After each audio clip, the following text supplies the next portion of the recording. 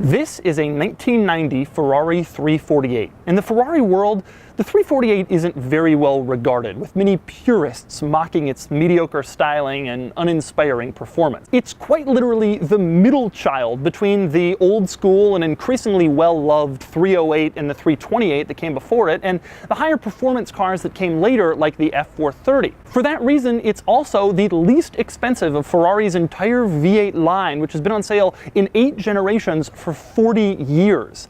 And today, I'm going to tell you why the 348 doesn't quite deserve the reputation that it has. To do this, I've borrowed this 348 from Performance Auto Wholesalers here in Miami, Florida, which is an exotic car dealership that has a rather cool inventory of some nice enthusiast cars. That includes this one, which is a pretty nice 348 as 348s go. It has 39,000 miles, which is high for a 348, but it recently had its belt service done. We'll get back to the belt service in just a minute. It's also for sale for less than $60,000, which is incredible for a stick-shift classic Ferrari. A few years ago, these things were selling for $40,000, and while they've appreciated a little bit in price since then, they haven't kept pace with other Ferrari models, like the 355, the later version of this, which is rapidly becoming a $100,000 car, and the 308 and the 328, which are already surpassing that figure. First, I'm going to show you around the 348, and I'm going to show you all of its cool quirks and its weird features. Then I'm going to get it out on the road and show you the part of the 348 that I think is the most underappreciated. That would be its driving experience. And then I'm going to give it a Doug score. And of course, for more of my thoughts on the 348, click the link below to go to autotrader.com/oversteer, where I've also compiled a list of other older cars that don't deserve the bad reputation they've acquired. I'll start on the outside with a feature you just can't not discuss when you're talking 348, and that would be its horn. And since it was designed in the 80s, another feature the 348 of course has is pop-up headlights. Now, when you first look at this 348, two things you notice right away. Number one is that the roof is black. That's because this was a 348 TS, which meant that it had a Targa roof that can be lifted off when you want an open-air experience and put back when you want a coupe. There was also the 348 TB, which was a full coupe, and the 348 Spider, which had a normal soft top that opened and closed. The other thing you notice is the side strakes. Welcome to cars designed in the 1980s. The Ferrari Testarossa, which was the flagship model when this car was sold, is famous for its side strakes, but this car had them too. The cheese graters on the side that allowed air to pass into the engine through holes in the doors. They're very strange by modern standards, but they were very Ferrari and Lamborghini at the time this car came out. Now, speaking of those side strakes, one of the things I always found strangest about this car was they didn't just have the side strakes and the strakes over the engine cover, they also had strakes on the tail lights, which greatly diminished the ability to actually see the brake lights and the turn signals because there were these giant lines going across them. I don't know why Ferrari did that, and on a very later version of the 348, they finally removed it, as it should have been from day one. But for every really strange decision Ferrari makes, they also seem to get at least one thing right. In this case, I'm talking about the hood release. In most cars, you pull the interior hood release, and you have to go back there and fumble with an annoying latch. In this car, you pull the interior hood release, and it opens right up like it's automatic. That is smart thinking. Unless you accidentally pull it while you're driving down the road. Next up, it's impossible to discuss 348 exterior design without talking about the wheels, which were almost identical to the wheels that appeared on the original Jeep Grand Cherokee. Take a look at those wheels. They are virtually the same.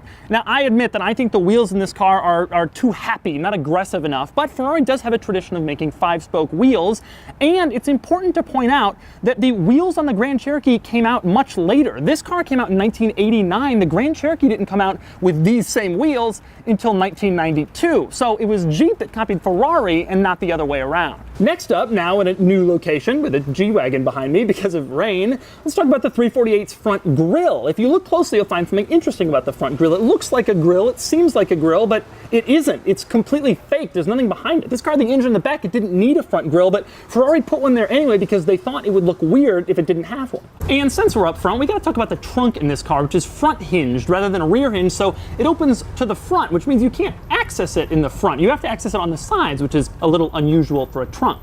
Now, once you get inside the the trunk, you'll find a couple of interesting things in here. One of them is the cover for the fuse box and a couple other things. They're pretty normal. They're finished in the regular carpeting you find inside the trunk, but the cool thing is that the screws that hold them in place have the prancing horse logo on them. That's oddly good Ferrari attention to detail. The other really cool thing I found in the trunk of this one is the logbook with all of the service records, and I mean all of the service records. For example, check this out. This is the original window sticker from when this car was sold new by Steve Harris Imports, the Ferrari dealer in Salt Lake City. That is a far cry from the price of a brand new Ferrari today. There's also a recall letter in here from 1992 for this car, and just an enormous amount of service records, including the original temporary license plate from when this car was bought new in 1991 in Utah. I have seen a lot of binders with a lot of service records, but I've never seen one quite as complete as this, especially for a plebeian Ferrari like the 348. It is a trip down memory lane to look in here and see all this stuff. Another cool quirk, this car has a normal fuel door, just like most cars. It's accessed by pushing a button inside the car, but the interesting thing about this fuel door is it also comes with a fuel flap that you can roll out when you're getting gas so you don't get fuel on your Ferrari's beautiful fender. Next up, let's talk getting in this thing. If you look at it, you'll see there's just a button there, not a regular door handle, so you might think there's some weird trick you have to do to get inside. Not really. All you gotta do is push the button and then reach your hand underneath into the little side strake where there's an extra piece of metal designed for you to do just that. Next up, we gotta talk about one of the 348's most interesting quirks, one of the most interesting quirks of 80s Ferraris in general, and that is the automatic seatbelts. Now, I grew up in cars with these seatbelts, but most people don't know about them or they don't remember them, and so here's the way it worked. In the late 80s and the early 90s, the government mandated that all cars had to have either dual airbags or these weird automatic 3-point seatbelts. When you opened the door to get in the car, the seatbelt would retract down a track that was very loud to allow you entry into the vehicle.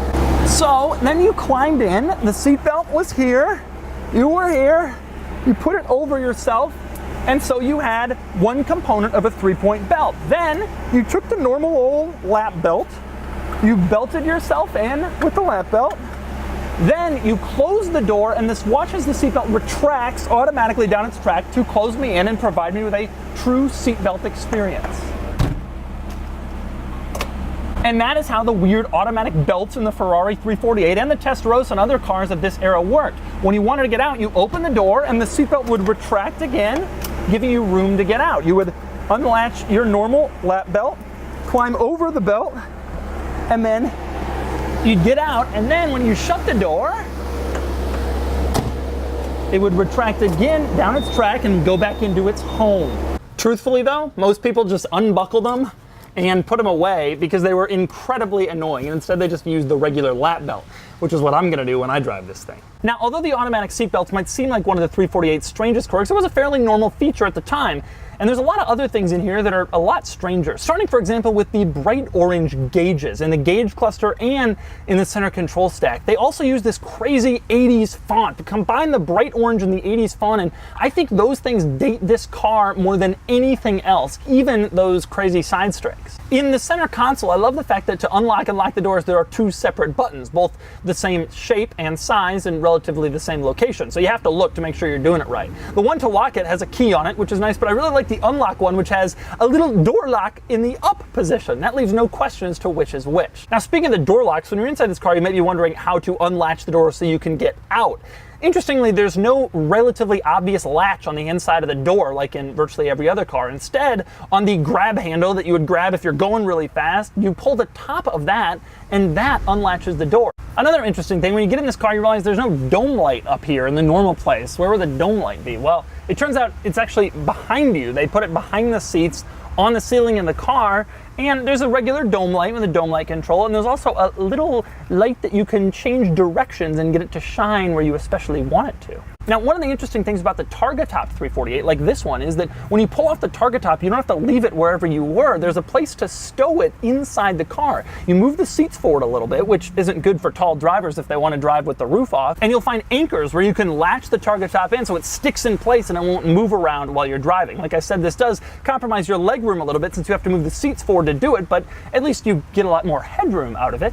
Another interesting item in the interior of this car is the placement of the radio. Now, a quick glance at the center controls would show you that there is no radio, but if you flip up a secret leather compartment that says 348 TS on it, you will find that's where the radio is. Interestingly, in order to listen to the radio and change it, you have to have that compartment flipped up at all times. Another interesting feature of this car is the fact that when you open the doors, there are little red lights on the back of the inside of the doors that come on, presumably to let other drivers know that you're there. Some cars have reflectors here, this one has lights.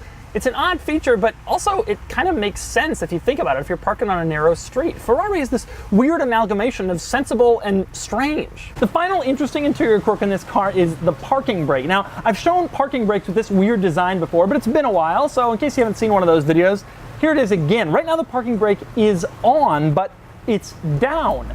If you want to pull the parking brake off, you first have to lift it up, then push the button in, and now it's off. I want to put it back on, pull it back up, and then they allow you to put it down so that you can get in and out easier. So now the parking brake is on, but it looks like it's off. It kind of takes some getting used to, but once you figure it out, it's actually a pretty smart design that helps with getting in and out of the car. So those are all the uniquely Italian features and quirks of the 348. Now it's time to get it out on the road. And if you don't know much about the 348, it has a 300 horsepower, 3.4 liter V8, hence the name. It does 0 to 60 in about 5.6 seconds, and it'll hit a top speed of 171 miles an hour. Now on to the road. All right, driving the 348. Now I know this car gets a lot of crap, but I have always thought the thing that distinguishes this car, the driving experience. The thing I like about the 348 driving experience is it's tossable. You can throw it around. It actually accelerates fairly quickly. The low end acceleration is better than you'd expect. It takes some work to drive it well. The clutch is heavy, but I think it's fun. The Testarossa clutch is heavy too. I mean, the F40 clutch is heavy. Like that's this world of Ferrari. I noticed that headroom maybe could be a little improved. These didn't have adjustable anything, although you can adjust the steering column, which is surprisingly, but only up and down. It won't, not forward and backwards, so you better kind of hope you're already in the right position. The seat I can move forward and backward, but I can't lower it, so this is kind of the extent of what you get. This one is obviously pretty nice, and the packet of service records, when they showed that to me at the dealer this morning, I flipped out. I've never seen, it has the original temporary license, but I've never seen anything like that before. But it's been really well kept, and sitting here at idle, this car is just very smooth. It doesn't shake or anything. I love driving this car because it really feels like a go-kart, and I feel that when I'm driving the Testarossa, but I really feel that in this car because it's even smaller than the Testarossa. It isn't the fastest Ferrari, there's no doubt about that. It's not a very fast car, but we like the Miata that's not a very fast car, and we like the BRZ that's not a very fast car. And this is a fun car. The engine is right back there making all this noise, and the interior is not so old and outdated that it's just ugly and stupid, and the handling is good. I swear this car handles well. It just annoys me so much that the 348 has never taken off and that people knock it so much because it's not a bad car. I've always felt this car was really kind of fun to drive. The air conditioning in this car works like stunningly well. It's keeping me nice and cold, which is nice in Florida in the summer. You gotta force the gate into gear, you know, and you're pushing that heavy clutch, but it's fun, and it isn't as compromised as some exotic cars from this era. I mean, I look around and I can see. Now, I understand why the NSX got so popular. You know, this car it was more expensive to maintain, to own, to run, but it's still a Ferrari and it's still fun to drive. My hair is getting a little bit of a new style today because of the 348. Wouldn't want to be in a rollover in this car. I'm gonna give it a little gas here.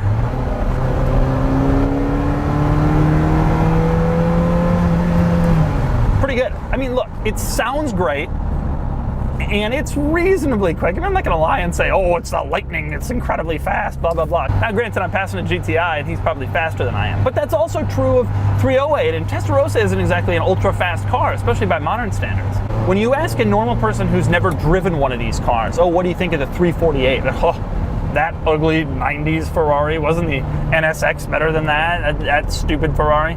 Well, get behind the wheel. If you have the opportunity to ever drive one of these, and I think you'll be pleasantly surprised. This car just feels still so connected, and even the modern Ferraris, they handle better, but they just don't feel quite as connected. They all have this electric steering and all that, and all these exotic cars have that stuff now, and you know, you lose what this car had. And that's why a lot of these older Ferraris are shooting up in value, the Testarossa, blah, blah, blah. But it's all left the 348 behind, and I swear it doesn't deserve that. So that's the 348. It's your typical Italian car when it comes to weird quirks and strange features, and it's your typical Italian car when you get it out on the road and you want to have fun. Unfortunately, it's also your typical Italian car when it comes to maintenance. Yes, this is the part where we talk about the belt service. Every 3 years, the engine of this car has to come out for the regular service where they change the belts. Now, a lot of Ferrari owners stretch this to 5 years, but the point remains, it's a major service. In fact, they call it the major service, and it can cost up to $10,000, which is a hefty chunk of change for a car that costs somewhere between 50 to 60. But here's the thing, the 355, which is the successor to this, the 348, and which is becoming more and more valuable, also has that same engine out belt service. And it has a lot of other costly problems, which are described in my 355 video, which I've linked in the description below, that the 348 doesn't have. So considering that this car has sort of baby Testarossa styling and all the unique quirks and features that we've come to expect from an Italian car, and considering the performance is relatively decent, the driving experience is relatively fun, and considering that, well, it's a Ferrari, don't you think it deserves a little bit of a better reputation than it has? Anyway, on to the Doug score. Starting with the weekend categories and styling, this car is attractive, better than average, but its 80s design hasn't yet reached the era where we all think it's gorgeous, so it gets a 6 out of 10. Acceleration, it does 0 to 60 in 5.6 seconds, giving it a 4 out of 10. Handling is good. It's as sharp and as crisp as any car from this era can be, but it's obviously not quite up to modern standards. Still, it earns a respectable 6 out of 10.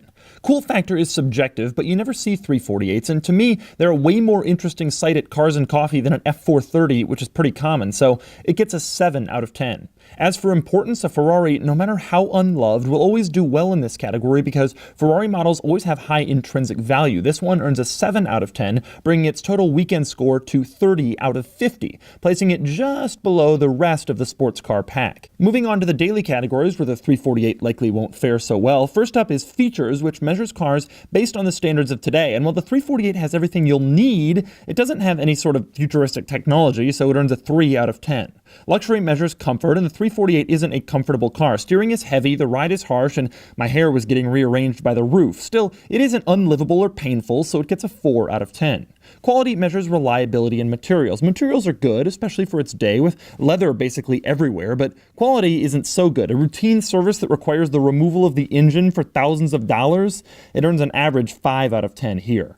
Next up is practicality. The 348 has 8.1 cubic feet of cargo space, giving it a 3 out of 10.